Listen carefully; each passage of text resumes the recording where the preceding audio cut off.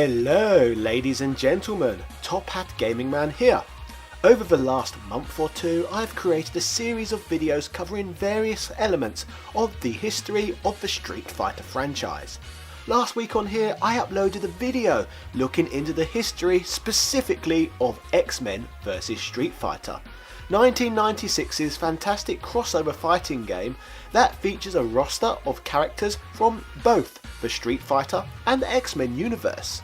Since the video's upload, I have had a variety of requests to take an in-depth look at the history of the follow-up game within this franchise. So, due to popular demand, this is the story of Marvel superheroes vs Street Fighter and what made the game so special. Yeah. As mentioned in previous videos, 1996 was an interesting year for the Street Fighter brand. During this one calendar year, Japanese arcades would see the release of 4 completely separate Street Fighter games. Over this period of Street Fighter saturation, the most interesting of these games to me from this time was X-Men vs Street Fighter. The game just brought a lot to the table, the most obvious of which being the ability to play as both X-Men and Street Fighter characters in the same game. But on top of that, the game also introduced the fantastic tag team mechanic, infinite combos and huge impressive attacks such as the variable combination moves, all in all allowing the game to find a niche in a period in which 3D polygon gaming had become king. So, with the commercial success this game found, it would only be a matter of time before Capcom would want to visit this concept once again. Oh yeah, and when I say a matter of time, I mean just 10 months. The sequel to the Street Fighter X-Men crossover would arrive in Japanese arcades as quick as July 1997. This game would once again be programmed to run off the Capcom CP System 2 arcade hardware, and features a game intro video that is cool enough to make anyone want to insert their precious small round things into this cabinet's lovely slot. So with that said, I may as well show you the intro now. Are you ready, true believers? Capcom and Marvel have joined forces once again to bring you it's Marvel Superheroes vs Street Fighter! Survive! Uncanny adventure! Don't miss out on the enjoyment of a lifetime! Behold, amazing fantasy! Don't miss the most amazing tag team fighting game ever! Are you ready for a new challenger? Let's rock! Experience Marvel Superheroes vs Street Fighter! Welcome to the adventure! Past these delightfully flashy scenes, the player reaches the character select screen, which instantly shows off a roster of characters that differ from the game's predecessor. On the Street Fighter side of things, we once again have 9 characters from the franchise, with just 2 characters changed in the lineup from that of which we received in the X-Men vs Street Fighter game.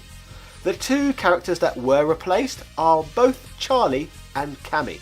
Charlie's absence comes as no surprise at all to me, as just like I stated in my previous video, I certainly would not consider him one of the more memorable members of the Street Fighter cast.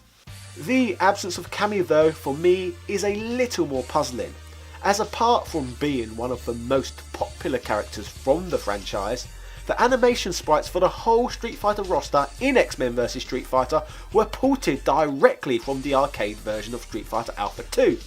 With of course the exception of Cammy.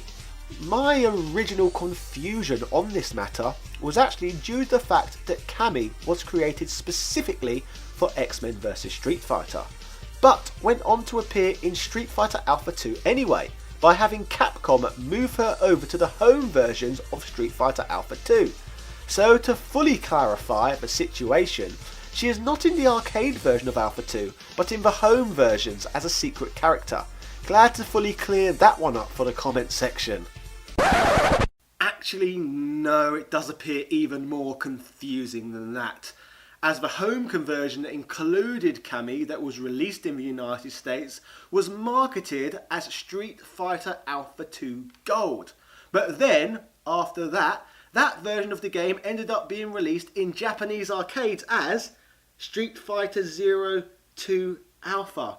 which is a bit of a mouthful. But you know Capcom, and they love releasing multiple variants of the same games over and over again. But yes, I thought I would give that little bit of information in this video because, you know, the comment section will be like, actually, because that's what some of you sickos like to do to me.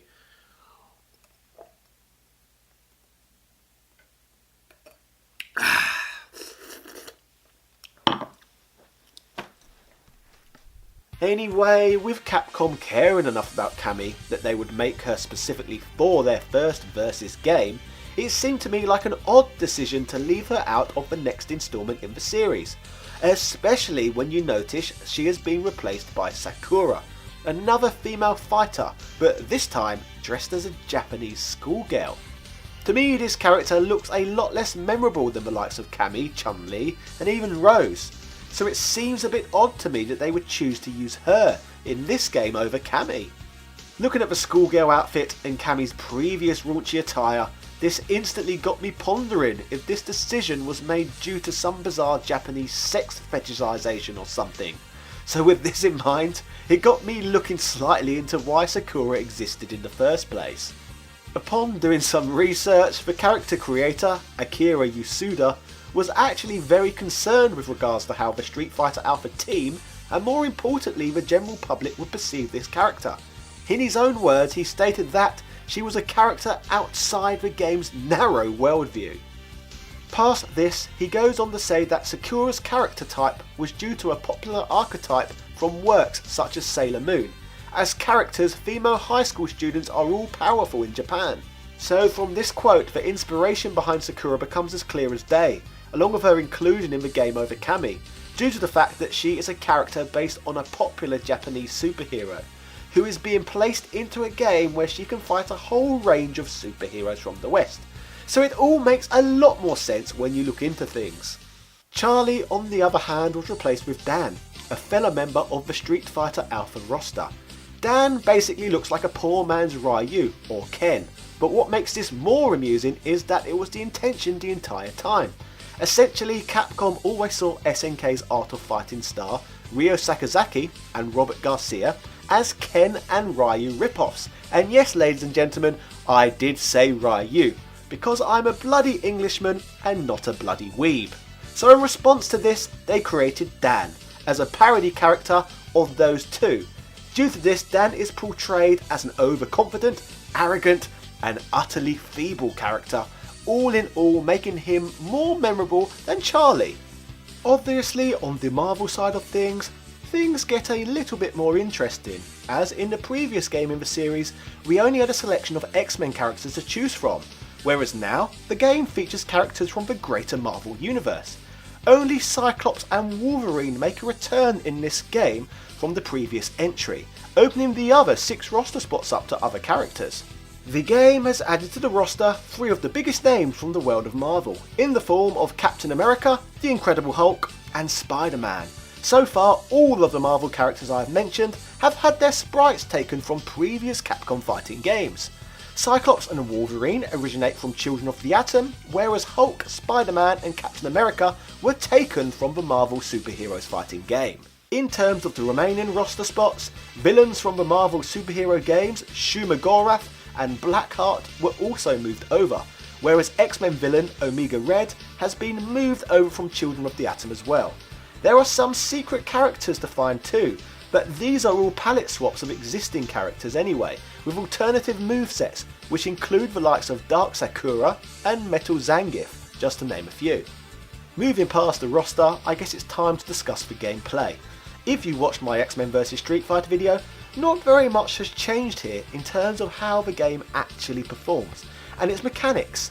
You're essentially getting a similar experience with tweaks here and there, along with a selection of new characters to play as. Essentially, think of this as an upgrade to the previous game rather than a totally new experience. A good comparison in this regard to make would be like if you played Street Fighter 2, then went on to play Street Fighter 2 Turbo or Super Street Fighter 2. It is more of an upgraded experience rather than a totally new game. However, that is not necessarily the worst thing in the world. Mechanics that made the last game enjoyable, such as selecting 2 characters on the player select screen, make a return. As a result, once again, nearly every match is a tag team match player once again making this one of Teddy Long's favourite games. Holla holla holla! After a series of tag team matches, you will end up going one-on-one with The Undertaker. Well, close enough. You end up in a 2-on-1 encounter against Apocalypse, who once again, like in the previous game, takes up nearly the entire screen, which is bloody cool in my opinion. The game differs though, as there is one more boss fight. Past Apocalypse, this time in the form of Cyber Akuma, who is basically just the Terminator wearing a pair of sandals. Scary stuff, eh? So the tag in tag out makes a return, along with the other mechanics such as the gauges at the bottom of the screen, which depending on how full they are, allow the player to perform big moves and hyper combos. As traditional with Capcom games, new fighting mechanics are usually trickled into their games, and in Marvel's Superheroes vs Street Fighter's case, the notable addition to the gameplay is something known as variable assists. Using this new technique, a player can summon their off-screen fighter to perform a special attack without switching their currently controlled fighter out of play. This opens up a realm of new possible combos during matches, which further expand on the purpose of having a second character at your disposal. All in all, this improves on the tag team action, and as a result, this mechanic was continually carried over to further entries in the Versus series. According to a gentleman known as Seth Killian, who is a former Capcom USA community manager, he stated that with regards to this game, the primary goal was to tone down the insanity that occurred on screen when compared to X-Men vs Street Fighter. Basically, what he meant by this was that the developers wanted to achieve the feat of turning this title into a more balanced fighting experience. In the previous video, I mentioned that Capcom would release 3 different versions of X-Men vs Street Fighter in an attempt to remove all infinite combos that featured in the game. It turns out these combos were never planned content and were only there due to insufficient beta testing. As a result, Capcom did their best to try and remove all known infinites. However, their efforts were ultimately futile that time around. Marvel Superheroes vs Street Fighter, however, gave the developers the opportunity to rewrite what they perceived as wrongs, so this time sought out to create a game they viewed as less broken. To be fair to Capcom, they were fairly successful in achieving this feat. However, quite amusingly, fan reception at the time was fairly negative with regards to these changes, as they looked at the game to be offering them less freedom than with the previous entry. After all, the chaotic nature of X-Men vs Street Fighter was one of the reasons that many people fell in love with the game to begin with. Obviously, like with many Capcom games, it would only be a matter of time until it saw home ports. As we know, the games share many similarities with X-Men vs Street Fighter, so porting the games over to home consoles in theory should not have proven any more difficult really than with its predecessor. Regarding porting, last week we discussed how vastly different the console versions of Capcom's first Versus game fared on each system, with the Sega Saturn version of the game outclassing its PlayStation counterpart in every single department. So, as expected again today, we are going to analyse the 2 home variants of Marvel Superheroes vs Street Fighter, and also take a peek at how each game was viewed upon release. Did the PlayStation version show improvement this time around? Well, let's take a look at both now. The first home version of this game would see a release in October of 1998. The title would appear on the Sega Saturn exclusively in Japan, 15 months after its arcade debut. Once again, the Saturn port was supported by the 4MB RAM expansion peripheral, allowing developers to create a conversion which retained the original frame rates and tag team system. In regards to this game's critical response from journalists, GameSpot review of the Saturn title was a mixed bag, as they stated, graphically the game is very good. The sprites are extremely well animated and the backgrounds are all packed with movement, giving the game a nice busy look. It's a perfect conversion of the arcade game, that much we know, but that doesn't really stop it from being a near carbon copy of X-Men vs Street Fighter. That also doesn't stop it from having the same button masher friendly gameplay as its predecessor. It's pretty much a given that this version is going to easily smoke the PlayStation version. If you're still interested in the Saturn, then this game is definitely one to import. Digital Extremes gave the game a glowing review, summarising that the title is another arcade-perfect 4MB translation from Capcom. Too bad it's probably going to be the last. If you're looking for a great Saturn fighter, give Marvel Superheroes vs Street Fighter a shot. German publication Video Games added to the conversion's praise by stating, "The game gives the beat-em-up community another potential fun hit. As you would expect, you will be spoiled with excellent animated characters and backgrounds. Marvel vs Street Fighter is another Saturn jewel in the 2D fighting game genre." So, looking at all these reviews and looking at the conversion myself, it is easy to conclude that once again Capcom had managed to pull off the feat of getting this game to run fantastically on the Saturn, looking near arcade perfect as a result. The only real drawback of the game is that essentially it really is just X-Men vs Street Fighter, with a different roster and a few simple tweaks, just as I highlighted earlier in the video, with the arcade version of the game. As far as arcade conversions go, this is as good as it gets really. Before we finally move on to the PlayStation version of the game, there is one more character I thought I would save talking about until we reached the Saturn portion of this video, and that is a ridiculous playable character known as Norimaru. Due to licensing issues, this character can only be found in the Japanese versions of the game, with the Saturn version obviously being left in Japan due to the Saturn being essentially a dead system in the West by this point. Norimaru can be found on every Saturn disc. The character is the creation of a Japanese comedian, Noritake Kinashi, so, as expected, is placed in the zany game as a sort of comic relief character. One final note worth mentioning in regards to the Saturn version of the game is that an additional mode of play had been added to the conversion. This extra bit of content is known as Survival Mode, which basically lets you square off against multiple opponents using just one life bar.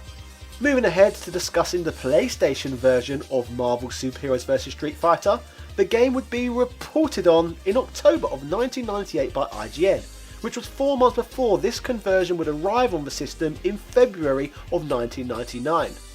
IGN reported that Capcom were aiming to circumvent PlayStation's memory restrictions at least partially, due to the negative backlash that had hampered the PlayStation version of X-Men vs Street Fighter previously. Upon the game's February 1999 PlayStation release, the game would feature 5 modes of play, known as Battle, Versus, Training, Hero Battle and Crossover Mode. Sadly though, once again Teddy Long was very disappointed, as the conversion was once again missing the tag team mechanic, which was obviously due to the same reasons as before, where the PlayStation was not able to hold 4 character animations in its working memory simultaneously. The notable modes out of the 5 mentioned earlier were Hero Battle and Crossover Mode, which we shall discuss now. Hero Battle is a sort of endurance mode where both yourself and your opponent pick a selection of fighters each. The competitor who manages to KO the entirety of the opposing team is declared the winner. Crossover Mode is explained by GameSpot as follows. This mode allows you to pick 2 characters, then the computer uses the same characters you picked. This limits the amount of information the PlayStation has to handle to 2 characters instead of 4. If you are victorious in this battle, the computer swaps one of the characters each of you have for another. This is done so that you aren't playing with and against the same 2 characters each fight. To put it simply, this mode is kind of compensatory for the traditional tag action being missing. However, reviewers such as GameSpot were unimpressed by this, stating that it gives you the tag team experience of the arcade, but having to deal with the rotating character thing and having to fight mirror images of yourself is extremely weak in comparison. Speaking of GameSpot, they were the entity who in my last video gave X-Men vs Street Fighter on the PlayStation an outrageous verbal bashing overall. However, this time around they did not seem to hold quite as harsh an opinion on this one, and their opinion appears to be a little more balanced. GameSpot stated that, visually, Marvel Superheroes vs Street Fighter looks good, but when you compare it with its arcade counterpart, it simply fails. The colours aren't nearly as vibrant, and the game suffers from quite a bit of slowdown. Street Fighter fans will definitely feel the typical Street Fighter gameplay, but in the end, it's all a question of how starved you are for another Street Fighter game. IGN added similar review feedback stating that while there is no denying that Marvel's Superheroes vs Street Fighter is a fast, fun and solid fighting game, it certainly isn't without flaws. The aforementioned lack of true tag play is one that will seriously affect players who are used to the arcade version. I certainly wouldn't recommend it to those who didn't enjoy X-Men vs Street Fighter, or are looking for something truly innovative from their next fighting game. All in all, the three versions of this game all display a range of similarities in terms of both strengths and weaknesses with the three versions that were released of X-Men vs Street Fighter the previous years. You could make a strong case overall that these three games, although very similar to their predecessors, offer a range of improvements over the X-Men vs game. The PlayStation version of the game probably shows the strongest improvement out of the three, but once again trails behind both the arcade and Saturn conversions of the title. Today the game is viewed by many as the black sheep of the Marvel vs Capcom franchise, due to the game's lack of infinite combos and chaotic action that has become a staple of the series. Chaos is an element that defines the series, which was accidentally established in the original X-Men vs Street Fighter game. However, if you are looking for a fighter that is a little more balanced, controlled and traditional in terms of gameplay, then I guess this would be the game from the series that is probably right for you.